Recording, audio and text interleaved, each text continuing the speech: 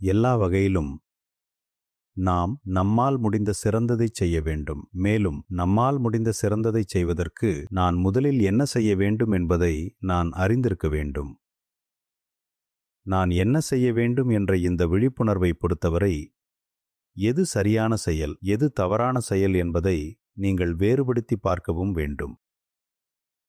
எது சரி, எது தவறு என்பதை பகுத்தறியும் திறனை யோகாவின் மூலமாக மட்டுமே வளர்க்க முடியும் என்ற பாபுஜியின் கூற்றில்தான் அனைத்தும் வந்து முடிகிறது.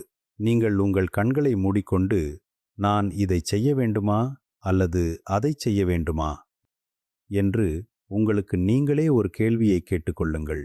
உங்கள் இதயத்தின் குரலின் அடிப்படையில் உங்கள் செயல்களை நெறிப்படுத்தி அந்த நேரத்தில் உங்கள் சுய தர்மத்தை, ஒருவரின் கடமையை நீங்கள் செய்ய வேண்டும்.